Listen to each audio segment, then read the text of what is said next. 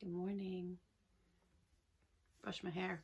So today, we had one at school earlier, but today is also Pink Shirt Day. And all of you know that this is a very, very important day to me. It's a very important day to my family. And that kind of grew into more for me as a teacher and as a parent.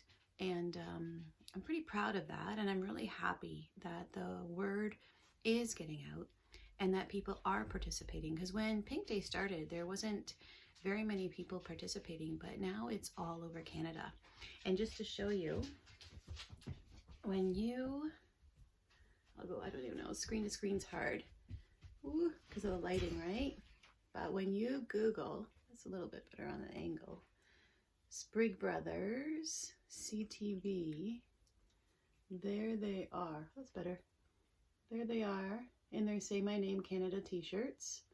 And they were speaking out about bullying on CTV News. And it was based on this, Joshua's original project about bullying. And because of social media, his project just blew up and it got everywhere. And it really got some exposure to the fact that many different groups of people deal with bullying. And we know the basis of Pink Shirt Day because we studied it, remember? So 2 boys went to school and saw another boy getting bullied for wearing a pink shirt to school. So it was before the time of social media, and it's funny how the story has changed a bit because they are saying, oh, through social media they got hold of their friends and stuff, but it wasn't like that. They contacted friends, they called friends, and they also went to a thrift store and bought tank tops that were pink. And they tried to spread the word as many people as possible to come to school the next day to show support to this boy that had gotten bullied for wearing pink. And that's a pretty amazing thing in itself. But now it has grown to Canada-wide. That's pretty amazing in itself when you think about that. Like all of Canada, the news and everybody is talking about the fact that bullying is not okay.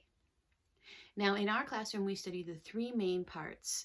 We studied the victim, we studied the bully, and we studied the bystander.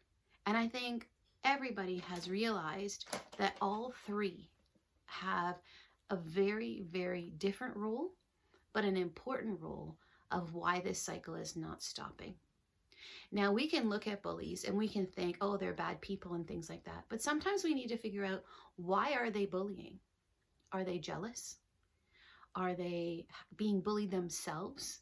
And then they're taking that out of what they have learned on other people?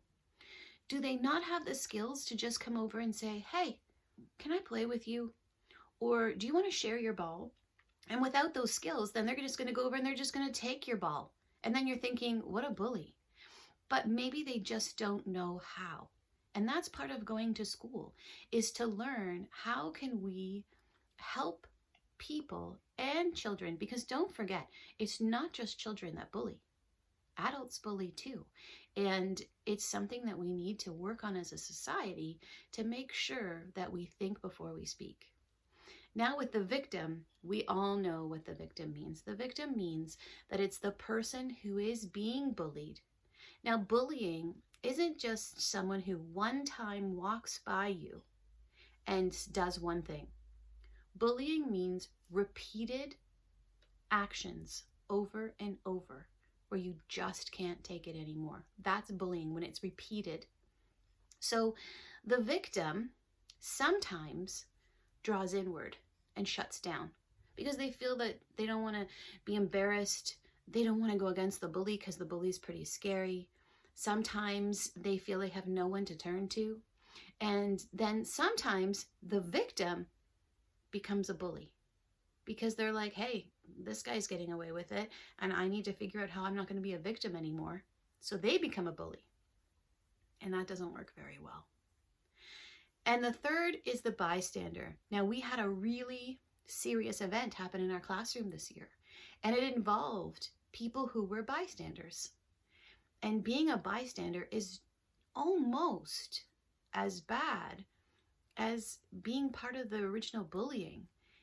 If you see someone being hurt, or if you see someone being bullied, and you don't feel like you could go in and stop that, that's okay. You don't have to.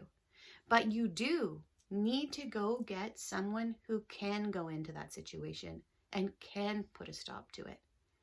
And you can do it through a note to a teacher. You can do it by reporting it to your parent.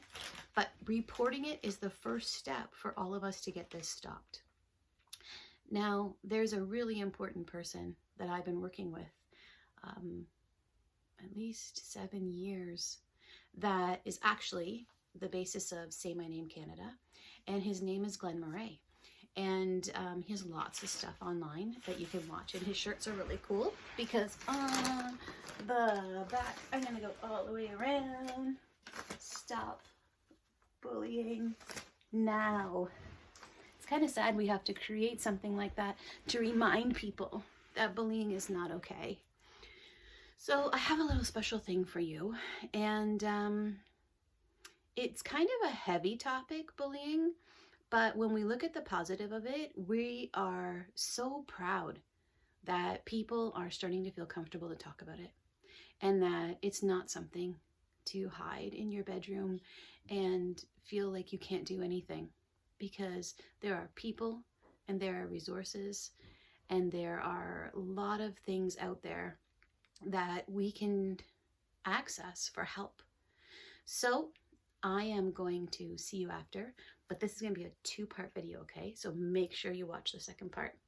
Take care.